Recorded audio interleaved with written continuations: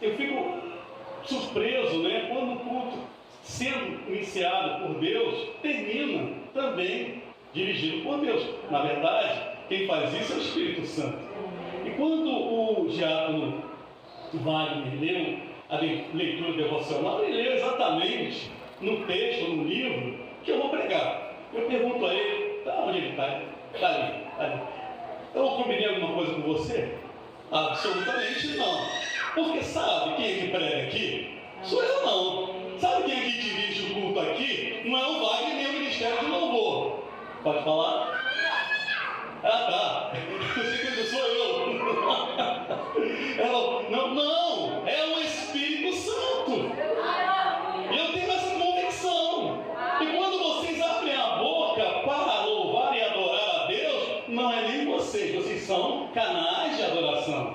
Nós somos canais de louvores, mas quem adora em nós, em espírito e em verdade, é Ele mesmo. É o Espírito Santo, porque Deus contempla aqueles que o adoram em espírito e verdade e também comungam com eles, conosco, nesta mesma adoração. Então, o Espírito Santo está usando você que está louvando aí, e Deus está recebendo este louvor, esta adoração. Eu creio, você crê? Aleluia! Então, aplauda o nome dele. Ele é digno de toda honra e de toda glória. Espírito Santo, receba este louvor. Espírito Santo, receba esta adoração. Espírito Santo, receba da tua igreja, glória. Oh Deus, digno és, meu Senhor. Aleluia. Então eu faço uma pergunta: em que livro eu vou pregar? Ih, meu Deus do céu. Não, você já acompanha bem de casa o que eu vou pregar. É minha esposa, Noemi. Eu sou Orlando. Então, qual é o livro no qual eu vou pregar? Ezequiel.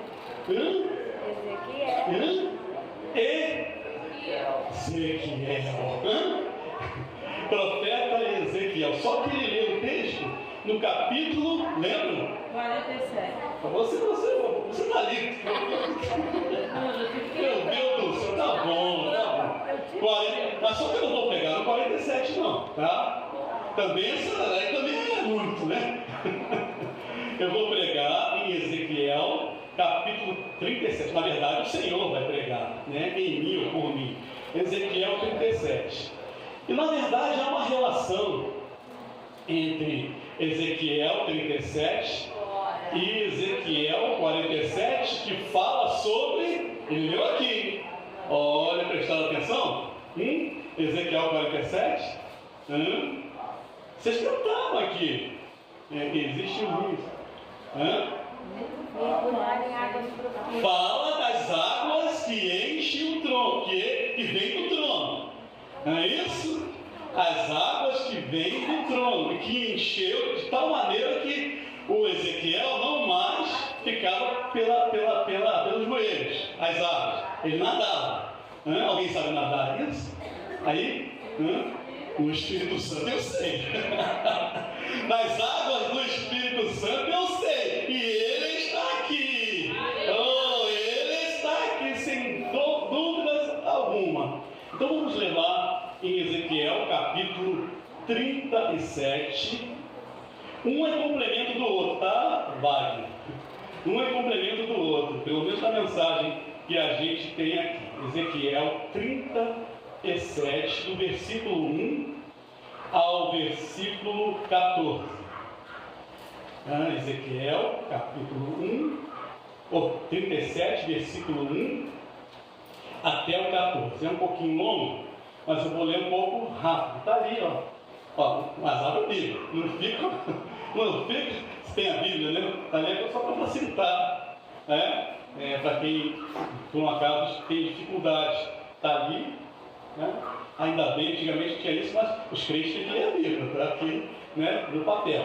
Vamos lá, Ezequiel capítulo 37, diz assim: veio sobre mim a mão do Senhor, e Ele me fez sair no Espírito Santo, e me pôs no meio de um vale, que estava cheio de ossos, versículo 2, ele fez passar em volta deles, e eis que eram muito numerosos, e sobre a face do vale, e eis que estavam sequíssimos. 3.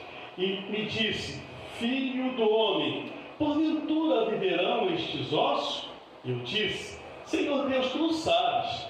Então me disse: profetiza sobre estes ossos, e diz-lhes: ossos secos, ouvi a palavra do Senhor. Assim diz o Senhor Deus a estes ossos, eis que farei entrar em vós o Espírito e vivereis, e poreis nervos sobre vós, e farei crescer carne sobre vós, e sobre vós estenderei pele, e porei em vós o Espírito e vivereis, e sabereis que eu sou o Senhor. Versículo 7. Então profetizei, como se deu ordem, e houve um ruído enquanto eu profetizava. Eis que fez um rebuliço, e os ossos se achegaram, cada um osso ao seu osso. E olhei, e eis que vieram nervos sobre eles, e cresceu a carne, estendendo-se a pele sobre eles por cima, mas não havia neles espírito. E ele disse: profetiza ao Espírito, profetiza, ó filho do homem, e dize ao Espírito: assim diz o Senhor Deus, vem dos quatro ventos, ó Espírito, e sopra sobre estes mortos, para que vivam. E profetizei como ele me deu ordem. Então o Espírito entrou neles, viveram e se puseram em pé, um exército grande e extremo. Versículo 11. Então me disse: filho do homem, estes são os ossos de toda a casa de Israel. Eis que dizem: os nossos ossos se secaram, e pereceu a nossa esperança, nós mesmos estamos cortados. Portanto, profetiza e diz-lhes: assim diz o Senhor, eis que eu abrirei os vossos sepulcros, e vos farei subir das vossas sepulturas, ó povo meu, e vos trarei a terra de Israel. 13.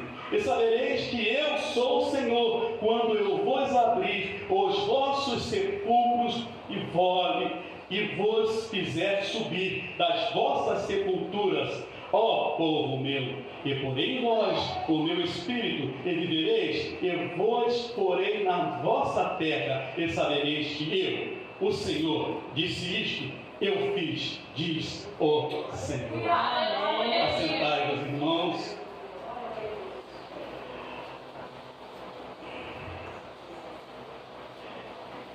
É uma história, a do trono, né, da água que subiu, né?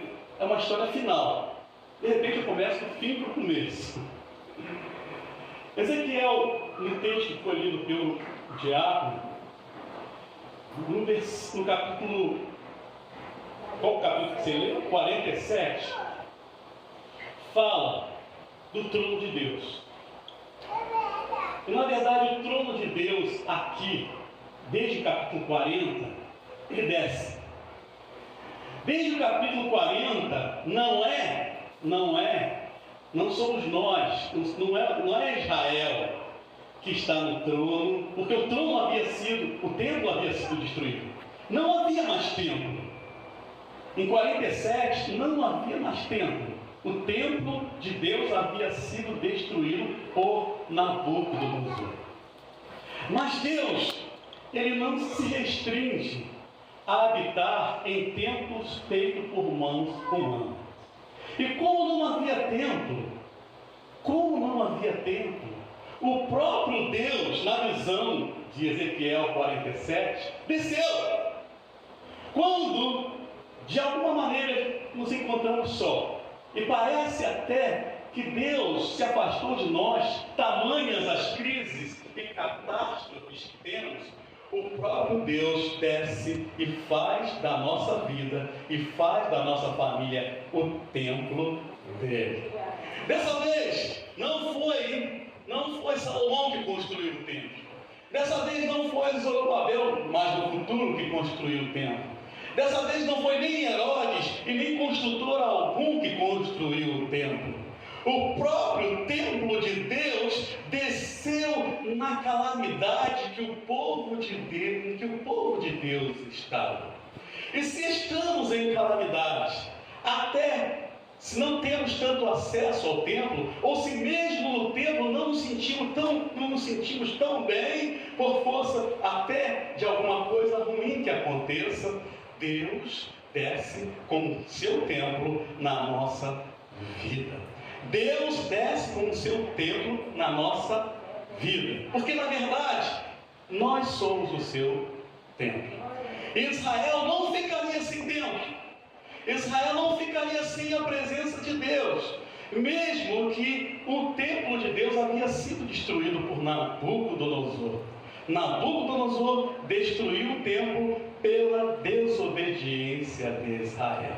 E mesmo Israel tendo sido desobediente, mesmo Israel tendo ficado na desobediência durante muito tempo e fechado o coração para Deus, Deus ainda amava aquele povo.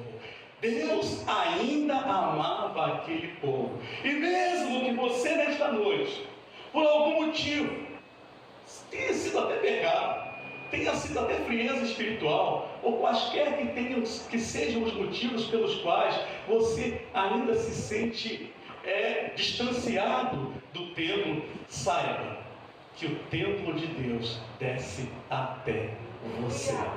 Saiba que a presença de Deus desce até você. E não somente isso, como foi dito na leitura bíblica do Ezequiel 47. Flui do trono de Deus, flui desde o púlpito de Deus, desde a arca do concerto, ou seja lá o que represente a presença de Deus, rios de água viva.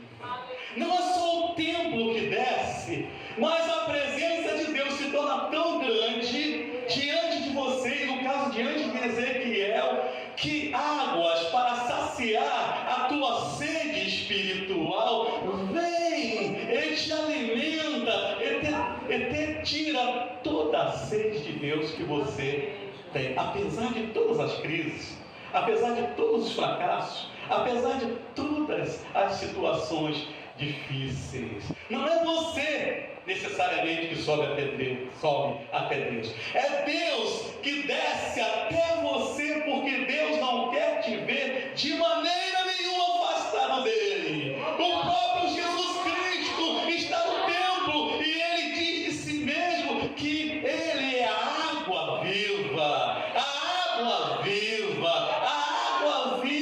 que está descendo do trono de Deus para saciar a sede daquele que está com sede. E se você está com sede hoje, seja tocado, ou seja a casa de Deus, para a grande presença dele, te suprindo todas as tuas necessidades.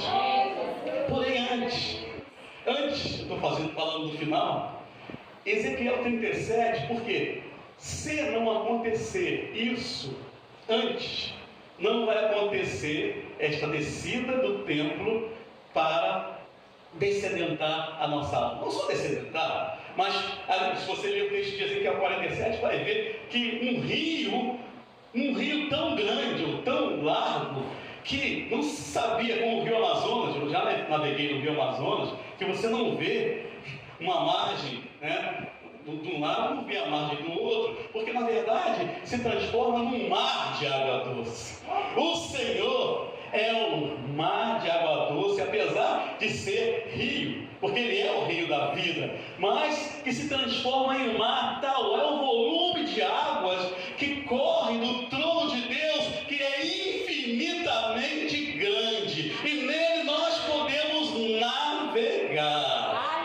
Eu navegarei no oceano do Espírito, e ali adorarei ao Deus do meu amor. Eu navego, isto é, eu nado na presença de Deus.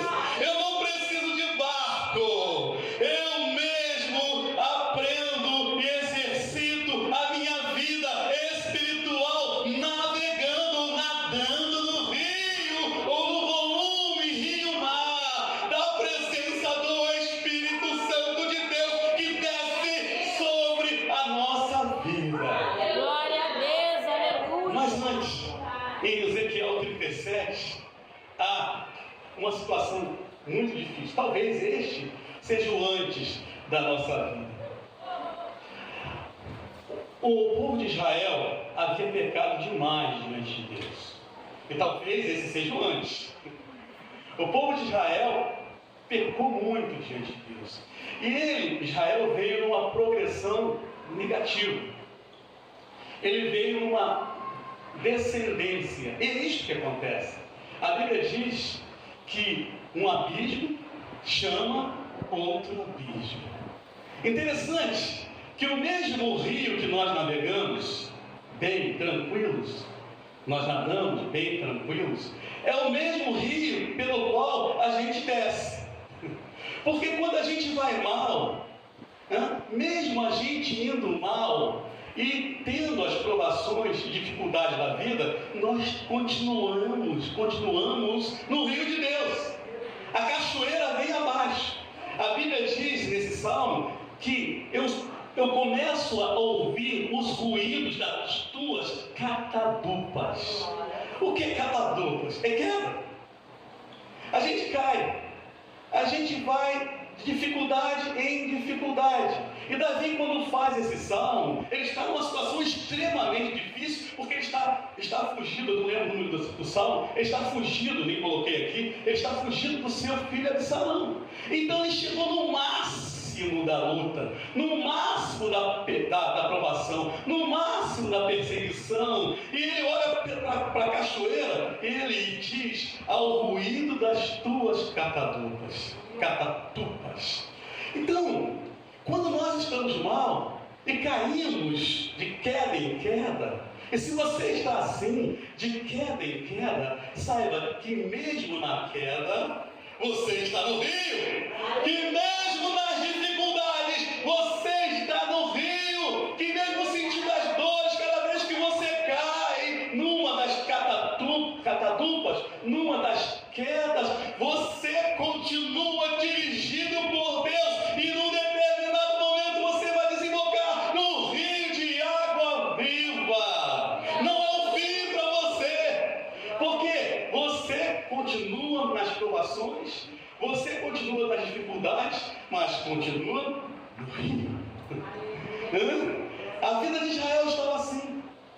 Eles estavam caindo. E foram deportados para, e esse é o contexto histórico do livro de Ezequiel, eles foram deportados para a Babilônia. Mas não foram de uma vez só, né? Os sofrimentos, irmãos, às vezes eu falo: poxa, já sofri muito. Ah, é? Vai sofrer mais. Ah, já sofri muito. Ah, é? Vai sofrer mais. As razões são de Deus. Mas eu vou enfatizar aqui: você, mesmo nos sofrimentos, mesmo nas crises, continua limitado no leito de Deus.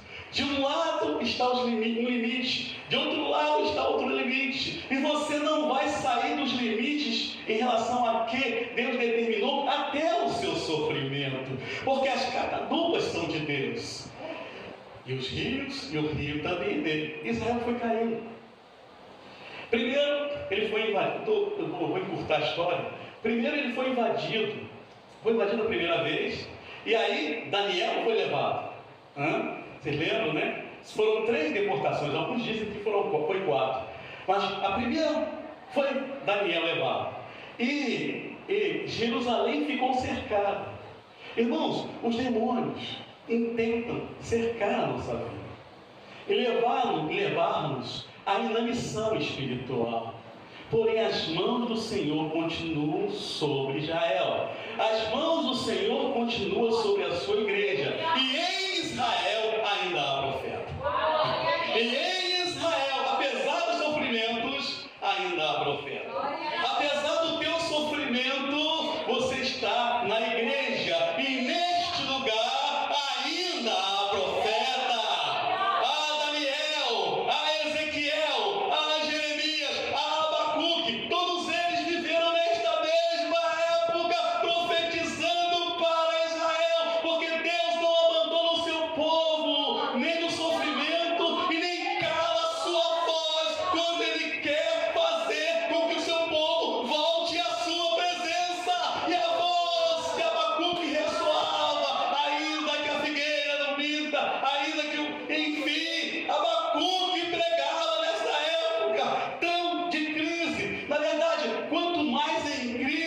mas Deus nos fala. E naquele momento, pelo menos 4 profetas se levantaram, como eu disse, Daniel, Ezequiel e Abacuque, e talvez e Jeremias, 4 profetas, irmãos.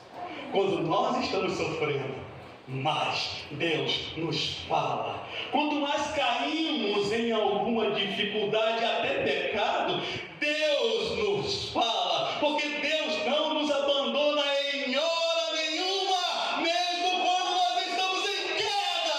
Levanta, povo de Deus! E Deus levantou Jeremias, que profetizava em Jerusalém. Deus levantou Abacuque, que profetizava em Jerusalém. Deus levantou Daniel, que profetizava na Babilônia. Deus levantou Ezequiel, que profetizava lá do outro lado, em Suzã, não lembro agora, às margens do rio Quebar. Havia um grupo de profetas que profetizavam para Israel. Há profetas neste lugar, há profetas na igreja do Senhor, há profetas em Israel. Arrependa-te e volte para o Senhor, porque você ainda está nos seus limites de controle. Ele é soberano sobre a sua vida. Israel, desperta! Os problemas têm feito você cair, a água ainda está te lavando. As dificuldades têm feito você cair, a água ainda está te refrescando. Toda sorte de lamentos tem te feito chorar. A água do rio das quedas, ainda em queda, está purificando você através do sofrimento da sua alma. Oh Israel, oh igreja. Ezequiel foi na segunda deportação. Olha que sofrimento. Porque nós, felizmente ou infelizmente, sofremos com aqueles que cometem erros. Você não sofre com seu filho? Você não sofre com, sei lá, um amigo? Sofre. E Daniel sofria por causa do pecado do outro. Porque o profeta, porque o remanescente, ele sente a dor daqueles que estão sofrendo. E ora, e busca. E Daniel passou 21 dias buscando ao Senhor por Israel. Continue clamando pelo seu filho. Continua clamando para aquele que está em queda. O Senhor restaurará a Israel. O Senhor restaurará a sua família. Porque assim diz o Senhor. Tanto profeta, era um profeta para milhões, e às vezes eu me sinto assim, meu Deus do céu, quanta gente não quer ouvir a voz de Deus. Mas se há um profeta, há esperança. Se há 2 profetas, há mais esperança ainda, igreja. Se há 3 profetas, triplicou a esperança. Se há 4 profetas, ainda mais quadruplicou a esperança. Profetiza sobre os ossos secos, ó Israel, ó profeta. Ezequiel é levantado. E o profeta tem um problema muito sério. Daniel era um cara da corte, um jovem da corte. Ezequiel era um aspirante a sacerdote. Jeremias estava lá tranquilo, não queria nem ser mais esse sacerdote, ia casar. Que mais? O outro que eu falo, Abacuque, não sei muito da história dele, mas também acho que ele era da corte. Todos esses profetas tinham a sua vida particular. Quem não quer casar jovem? A maioria. Meu filho mais velho não quer não, mas a maioria quer casar. A maioria quer ter uma vida profissional legal. E Daniel fazia parte. Ele era um estudioso. Ele era um acadêmico, um indivíduo muito inteligente. E de repente, ó profeta, você vê frustrar os seus planos. Você vê as suas aspirações possivelmente vetadas. E você vai deportado para uma terra onde você não queria ir.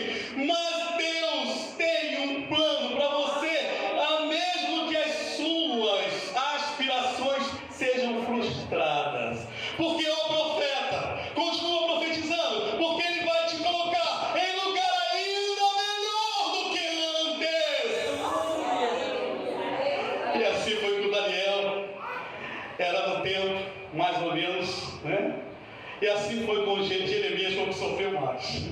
Meu Deus do céu. Esse. E às vezes, irmãos, Deus não é obrigado a nos dar tudo o que queremos.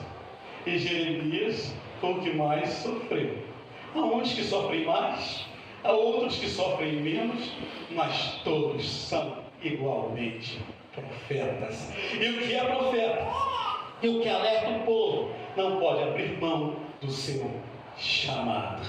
São pessoas especiais. Não podem abrir mão do seu chamado. Mas Ezequiel não foi diferente. Ele era candidato a sacerdote. Ele tinha 25 anos. E com 30 ele iria se tornar sacerdote. Quantos de nós, temos algumas aspirações assim? E de repente, os sonhos de Ezequiel se frustraram. E de repente, pior, até a mulher dele morreu. Trágico. Ezequiel ficou sozinho. E Deus ainda disse para ele o seguinte: Ezequiel, não chora não. Fica calado. Fica calado. O porquê, eu não vou dizer agora. Mas fica calado. Ezequiel. E Ezequiel continua profetizando. Por quê? Quando ele foi chamado, Deus fala assim para ele, nesse capítulo 3 de Ezequiel: eu fiz a tua testa como testa de diamante. Oh, você suporta qualquer coisa. Oh, Ezequiel. Oh, irmãos, o profeta, pela lapidação de Deus na vida dele, porque ele era um diamante lapidado, vence qualquer coisa. Vence qualquer batalha. Ezequiel, eu te fiz diferente.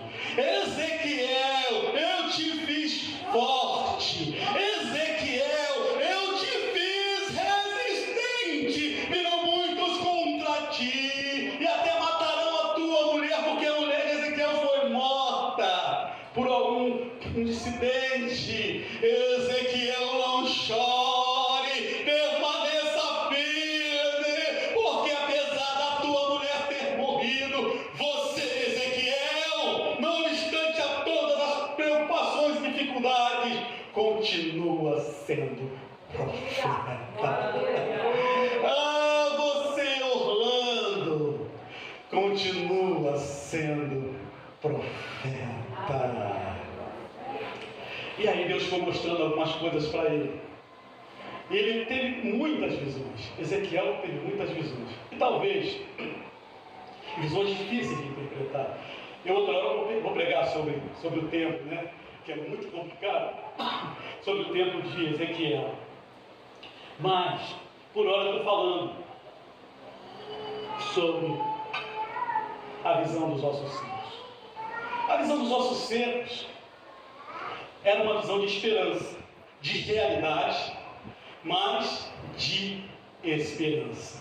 Apesar de todos os golpes que Israel sofreu, primeiro, segundo, terceiro, 3 deportações, a segunda com Ezequiel e a terceira com a destruição total do templo, havia esperança em Israel. Mas Deus nos mostra não um quadro bonito. O profeta normalmente, ele não vê um quadro bonito. Ele não vê algo maravilhoso. Ele não vê algo vistoso. Porque, no caso de Ezequiel, Deus estava mostrando a ele uma restauração de Israel. Deus estava mostrando a ele uma restauração das famílias.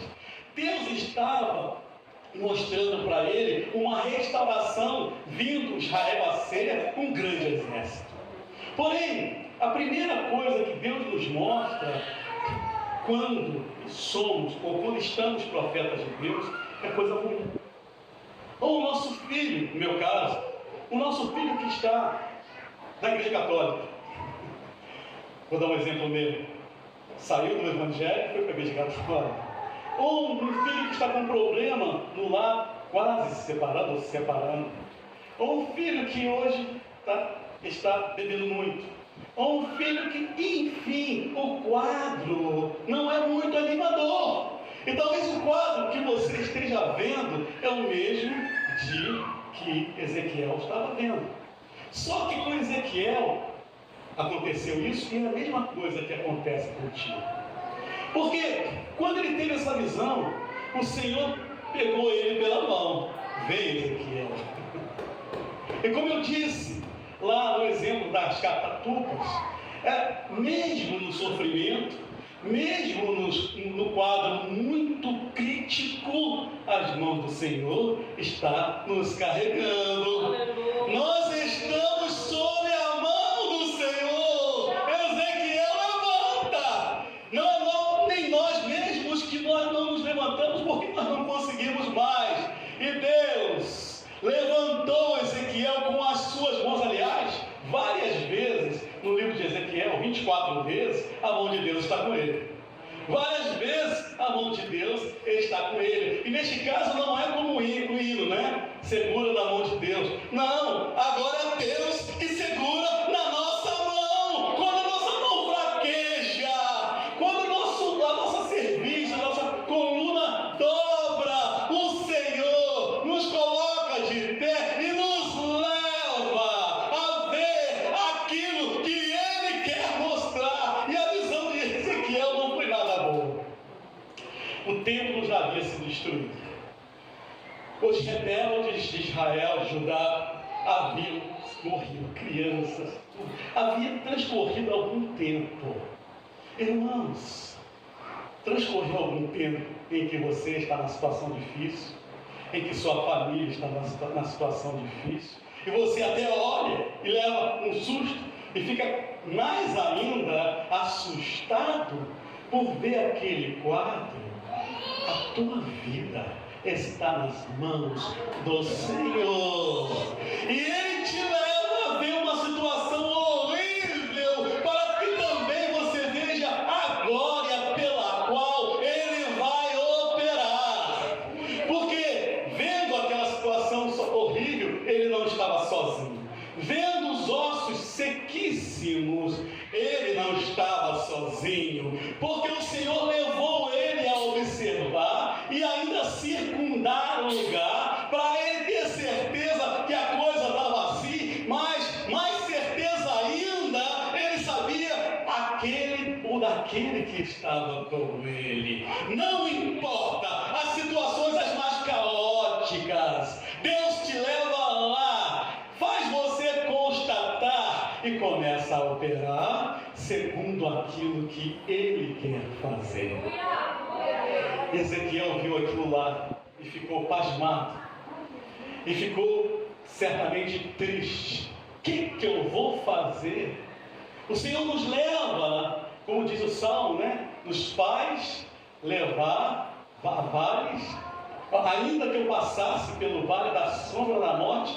E Ezequiel estava no vale da sombra da morte, mas continuando o Salmo, eu diria: não temerei mal algum, porque a tua vara e o teu cajado me consolam, mesmo no vale da morte, mesmo em situações tétricas, mesmo em situações muito difíceis, em situações de morte.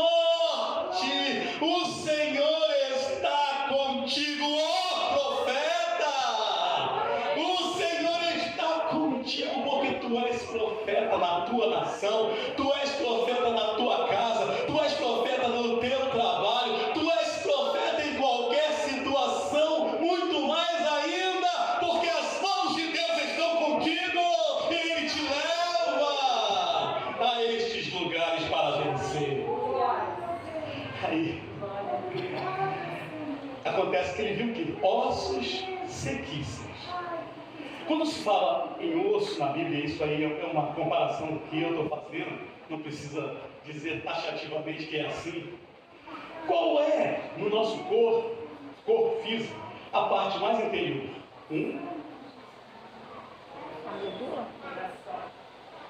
Exatamente, os ossos. Ou a medula, que é a medula óssea.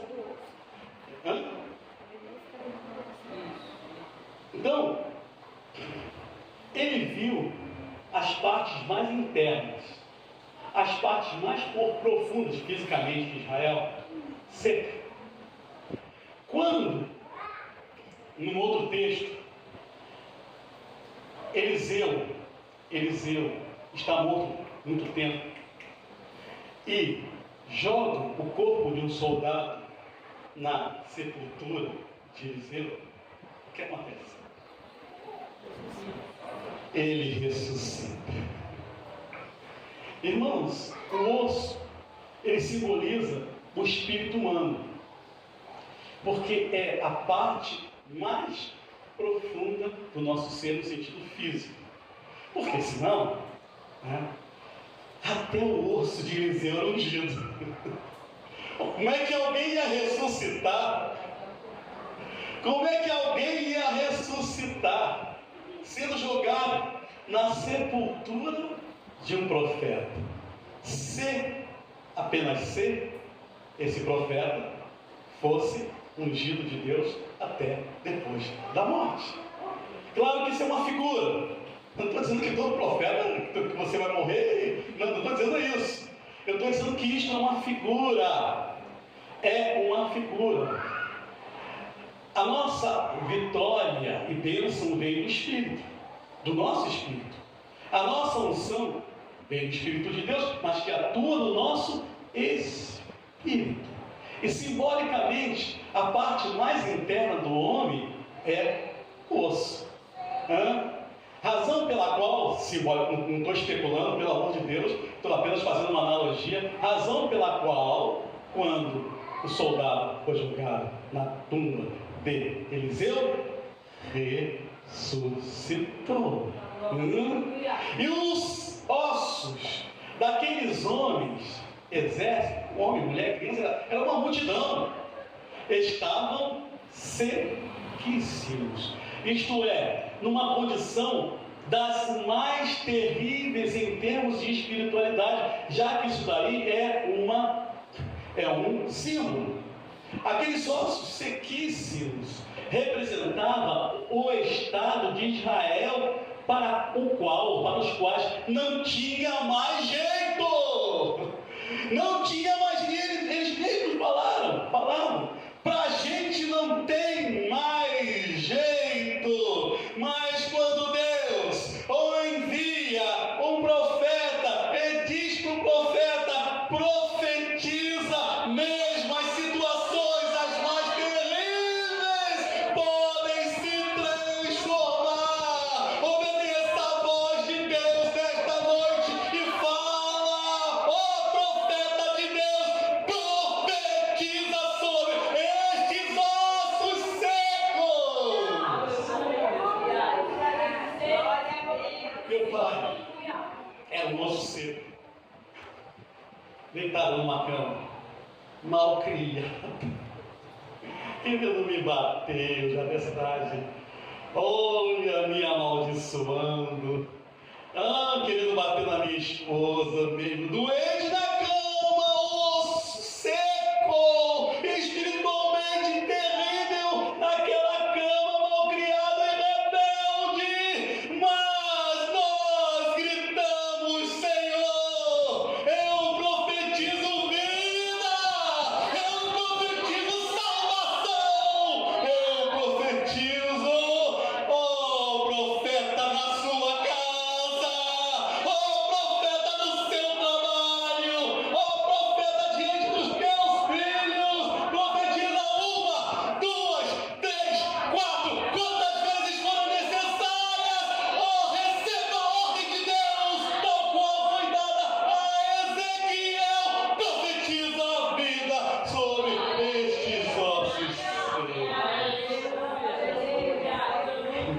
E no final, quando eu já nem mais aguentava profetizar, quando a minha esposa nem mais aguentava profetizar, surgiu um outro profeta que eu nem esperava, mas pastor Josué.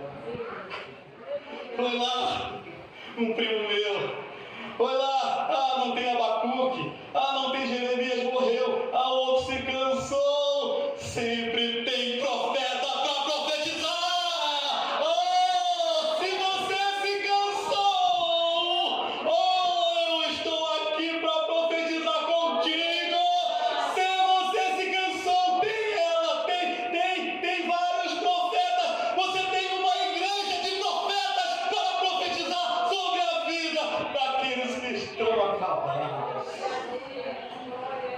aqueles que não existe mais esperança.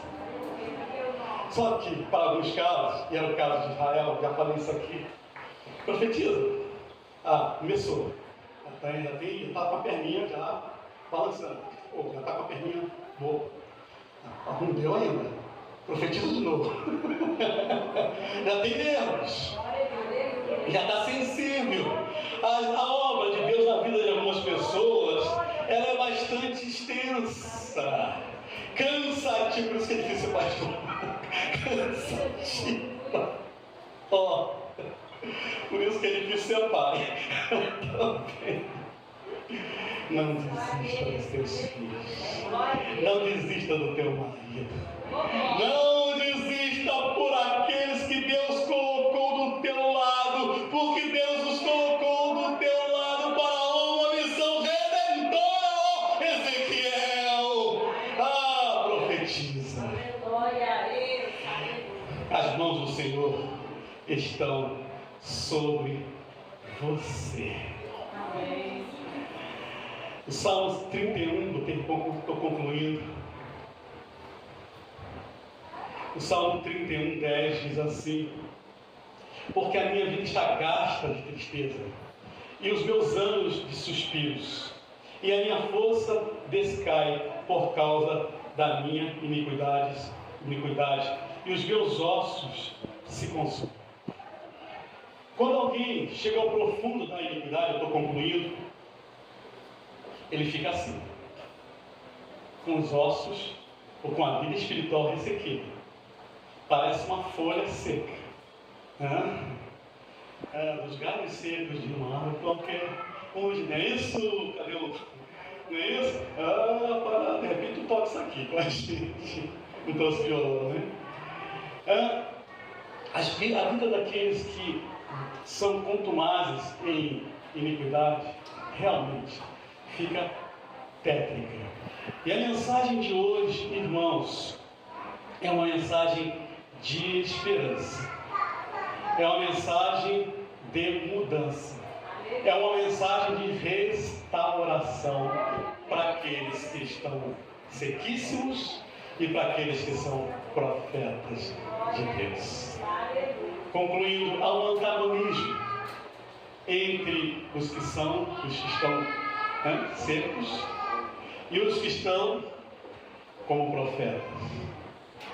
Se não existissem as pessoas assim, para que profeta? A gente já estaria no céu.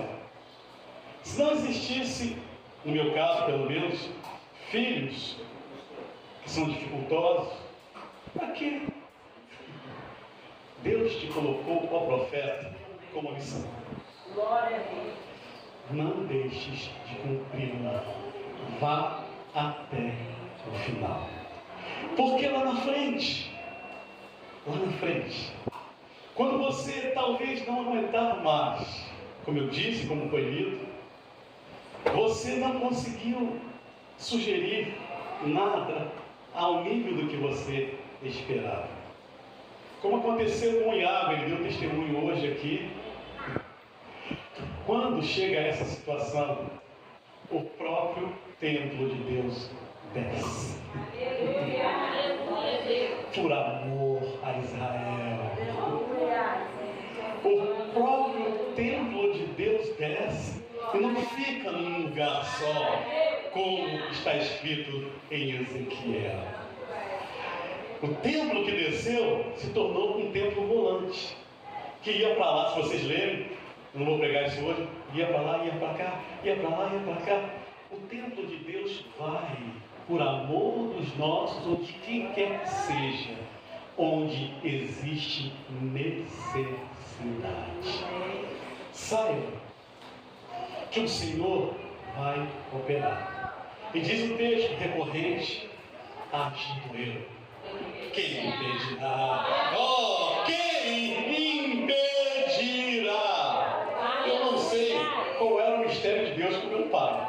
Eu sei que eu precisei sofrer muito, e minha família toda, por causa dele. Mas eu pergunto a vocês, me respondam por mim, valeu a pena? A minha mãe me bateu muito para que eu não seguisse os passos do Senhor. E eu aguentei firme, tenho marcas no meu corpo. Mas no final, se salva ou não, Deus sabe. Mas a última palavra que ela me deu, por amor, né?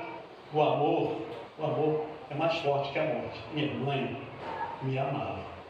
Ela virou para minha esposa e disse assim, a última palavra que ela deu: cuida do meu filho. Olha, ai dela. Irmãos, ainda existe esperança. Ainda existe esperança para muita gente nesse país. Ainda existe esperança para muita gente nesse bairro. Ainda existe esperança para todos que estão sob a tua palavra profética, Ezequiel. Não desista, porque o próprio Deus profetizará. Desde os velhos aos mais novos se prontificam para ser